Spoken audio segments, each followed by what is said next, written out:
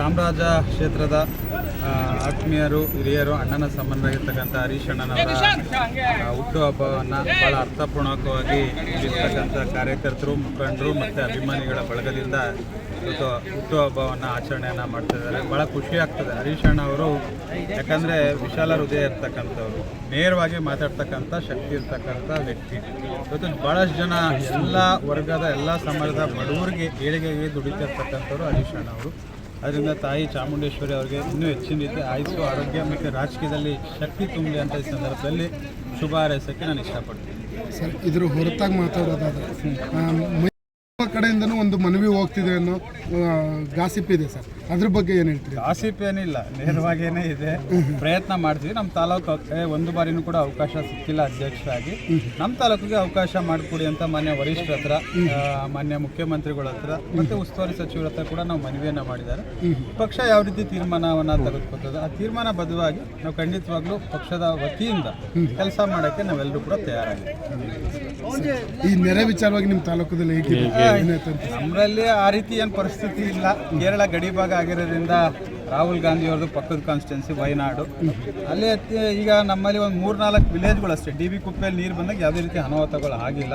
ಮುಂದ್ಗಡೆ ಬಿದ್ರಳ್ಳಿ ಅಂತ ಒಂದು ಗ್ರಾಮ ಬರ್ತದೆ, ಅಲ್ಲಿ ಡ್ಯಾಮ್ ಕಟ್ಟುವಂಥವ್ರು 40 ಕುಟುಂಬಗಳಿತ್ತು. ಅವ್ರನ್ನ ಶಿಫ್ಟ್ ಮಾಡತಕ್ಕಂಥ ಕೆಲಸವನ್ನು ಮಾಡಿ ಹೊಸ ಜಾಗವನ್ನು ಅವ್ರಿಗೆ ಗುರುತಿಸಿ ಆಲ್ರೆಡಿ ಜಾಗ ಹ್ಯಾಂಡ್ ಓವರ್ ಆಗಿದೆ.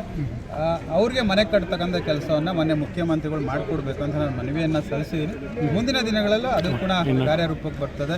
ಇವತ್ತು ಏನು ತಮ್ಮೆಲ್ಲರಿಗೂ ಕೂಡ ಗೊತ್ತಿರ್ತಕ್ಕ ಮೂಡ ಬಗ್ಗೆ ಹೇಳ್ಬೇಕಂತಂದರೆ, ಇವತ್ತು ಈ ರಾಜ್ಯದ ಮುಖ್ಯಮಂತ್ರಿಗಳನ್ನು ಸಿದ್ದರಾಮಯ್ಯ ಸಾಹೇಬರು 50-45 ವರ್ಷ ರಾಜಕೀಯದಲ್ಲಿ ಯಾವುದೇ ರೀತಿ ಕಪ್ಪು ಚುಕ್ಕಿ ಇಲ್ಲದೇ ಕೆಲಸ ಮಾಡಿರ್ತಕ್ಕಂಥ ಏಕೈಕ ವ್ಯಕ್ತಿ.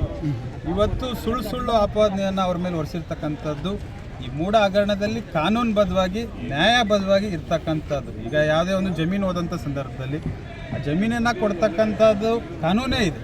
ಆದರೆ ತಗೊಂಡಿರ್ತಕ್ಕಂಥ ಯಾವ ರೀತಿ ತಪ್ಪು ಅನ್ನೋದು ಕೂಡ ನಾನು BJP ಅವ್ರಿಗೆ ಕೇಳಲ್ಲ ನಾನು ಬಯಸ್ತೀನಿ. ಅವರೇ ಇದ್ದಂಥ ಸಂದರ್ಭದಲ್ಲಿ ಅವರೇ ಕೊಟ್ಟಿರ್ತಕ್ಕಂಥ ಕಾನೂನು ಪ್ರಕಾರ ಕೊಟ್ಟಿರ್ತಕ್ಕಂಥದ್ದು. ಈಗ ಅವ್ರೇನು ಪಾದಯಾತ್ರೆ ಮಾಡ್ತಿದ್ದಾರೆ, ಯಾವುದಕ್ಕೋಸ್ಕರ ಪಾದಯಾತ್ರೆ ಮಾಡ್ತಿದ್ದಾರೆ ಅದು ಅವ್ರಿಗೆ ಗೊತ್ತಾಗಬೇಕು. ಖಂಡಿತವಾಗ್ಲೂ ಈ ರಾಜ್ಯದ ಮುಖ್ಯಮಂತ್ರಿಗಳು ಬಡವರ ಪರವಾಗಿ, ಜನಗಳ ಪರವಾಗಿ ಇರ್ತಕ್ಕಂಥ ವ್ಯಕ್ತಿಗಳು. ಇದುವರೆಗೂ ಅವ್ರು ಮುಖ್ಯಮಂತ್ರಿ ಆದಂಥ ಸಂದರ್ಭದಲ್ಲಿ ಅವರ ಜೀವನದಲ್ಲೇ ಒಂದು ಮನೆ ಕಟ್ಟೋಕ್ಕಾಗಿರಲಿಲ್ಲ.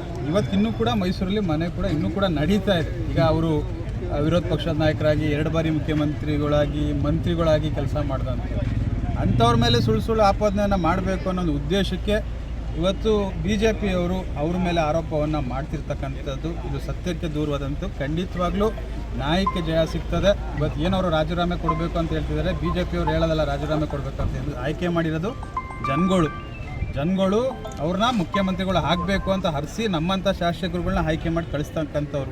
BJP ಹೇಳಿದ ತಕ್ಷಣ ಅವ್ರು ರಾಜೀನಾಮೆ ಕೊಡೋಕ್ಕೆ ನಾವೇನು ಕಾಯ್ಕ ಕೂತಿಲ್ಲ. ಜನಗಳು ಕೆಲಸ ಮಾಡೋಕ್ಕೆ ಬಂದವ್ರೆ. ಜನಗಳನ್ನ ಇವತ್ತು ಎಲ್ಲ ರೀತಿಯೂ ಕೂಡ ಸಮೃದ್ಧಿಯಾಗಿದ್ದಾರೆ. ಇದಕ್ಕೆ ಎಲ್ಲ ಭಾಗ್ಯಗಳನ್ನೂ ಕೊಟ್ಟಿದ್ದೀವಿ, ನುಡಿದಂತೆ ನಡೆದಿದ್ದೀವಿ. ಹಿಂದೆ 2013ರಿಂದ 2018 ಸಿದ್ದರಾಮಯ್ಯ ಸರ್ಕಾರದವರು ಇದ್ದಂಥ ಸಂದರ್ಭದಲ್ಲಿ 123 ಯೋಜನೆಗಳನ್ನೂ ಕೂಡ ಸಿದ್ದರಾಮಯ್ಯ ಅವರು ತಂದಿರ್ತಕ್ಕಂಥದ್ದು. ಈಗಲೂ ಕೂಡ ಅವ್ರು ಏನು ಹೇಳಿದ್ರು ಅದೇ ರೀತಿ ನಡ್ಕೊಂಡು ಬಂದಿರತಕ್ಕಂಥದ್ದು. ನಮ್ಮ ತಾಲೂಕಿಗೂ ಕೂಡ ಹೆಚ್ಚಿನ ರೀತಿ ಕೆಲಸ ಕಾರ್ಯಗಳು ಮಾಡಿಕೊಟ್ಟಿದ್ದಾರೆ. ಅದರಿಂದ ನಾವು ಖಂಡಿತವಾಗ್ಲೂ 5 ವರ್ಷಗಳ ಕಾಲ ಸುಭದ್ರವಾಗಿ ನಮ್ಮ ಸರ್ಕಾರ ನಡೀತದೆ. ಮಾನ್ಯ ಮುಖ್ಯಮಂತ್ರಿಗಳು ಖಂಡಿತವಾಗ್ಲೂ ಬಡವರ ಪರವಾಗಿ ಜನ ಕೆಲಸ ಮಾಡ್ತಾರೆ. ಜನಾಂದೋಲನ ಸಮಾವೇಶದ ಸಿದ್ಧತೆ ಯಾವ ರೀತಿ? ಖಂಡಿತವಾಗ್ಲೂ ನಿನ್ನೆ ಮಾನ್ಯ ಮುಖ್ಯಮಂತ್ರಿಗಳು ನಮ್ಮ ಮೈಸೂರು, ಚಾಮರಾಜನಗರ ಭಾಗದಲ್ಲಿರ್ತಕ್ಕಂಥ ಎಲ್ಲ ಶಾಸಕರುಗಳನ್ನ ಕರೆದು ಹೆಚ್ಚಿನ ರೀತಿ ತಾಲೂಕಿನ ಪಕ್ಷದ ಉಳಿಮೆಗಾಗಿ ಮತ್ತು ಬಡವರ ಸರ್ಕಾರಕ್ಕಾಗಿ ಉಳಿಬೇಕು ಅನ್ನೋದು ಹೋರಾಟದಿಂದ ಅವ್ರು ಯಾವ ರೀತಿ ಹೋರಾಟವನ್ನು ಮಾಡ್ತಿದ್ರೆ ನಾವು ಕೂಡ ಜನಾಂದೋಲನ ಕಾರ್ಯಕ್ರಮವನ್ನು ಮಾಡಬೇಕಂತ ಮಾನ್ಯ ಮುಖ್ಯಮಂತ್ರಿಗಳು ಪೂರ್ವಭಾವಿ ಸಿದ್ಧತೆಯನ್ನು ಮೈಸೂರು ಭಾಗದಲ್ಲಿ ಮಾಡ್ತೀವಿ. ಅವ್ರು ಏನೇನು ಹಿಂದೆ ಅವರಿದ್ದಂಥ ಸಂದರ್ಭದಲ್ಲಿ ಭ್ರಷ್ಟಾಚಾರಗಳಾಗಿದೆ ಅದನ್ನು ಕೂಡ ನಮ್ಮ ಸರ್ಕಾರದ ಮುಖಾಂತರ ಅದನ್ನು ಕೂಡ ತರ್ತಕ್ಕಂಥ ಪ್ರಯತ್ನವನ್ನು ಅವ್ರನ್ನ ತರತಕ್ಕಂಥ ಪ್ರಯತ್ನವನ್ನು ನಾವು ಮಾಡ್ತೀವಿ. ಅವ್ರ ಹಿಂದೆ ಸರ್ಕಾರದಲ್ಲಿ ಏನೇ ಭ್ರಷ್ಟಾಚಾರಗಳಾಗಿದೆ ಅದನ್ನು ಜನಗಳಿಗೆ ಮುಗಿಸ್ತಕ್ಕಂಥ ಕೆಲಸವನ್ನು ನಾವು ಮಾಡ್ತೀವಿ. ಕಬಿನಿ ಬಲದಂಡ ನಾಲೆ ಲೀಕ್ ಆಗಿದೆ, ನೀರು ಜಾಸ್ತಿ ಡ್ಯಾಮೇಜ್ ಆಗಿದೆ. ಈಗ ಅದ್ರ ಬಗ್ಗೆ ಈಗ ಆಲ್ರೆಡಿ ಡ್ಯಾಮಲ್ಲಿ ನಾವು ಕಳೆದ ಬಾರಿನೂ ಕೂಡ ತಾರ್ಕ ಇರ್ಬೋದು. ಈಗ ವರ್ಲ್ಡ್ ಬ್ಯಾಂಕ್ ಅಂತ ದುಡ್ಡು ಬರ್ತದೆ ಸರ್. ವರ್ಲ್ಡ್ ಬ್ಯಾಂಕಲ್ಲಿ ಈಗ ಭದ್ರತೆಗೆ ಆಲ್ರೆಡಿ 70 ಕೋಟಿ ಕೆಲಸ ನಡೆದಿದೆ.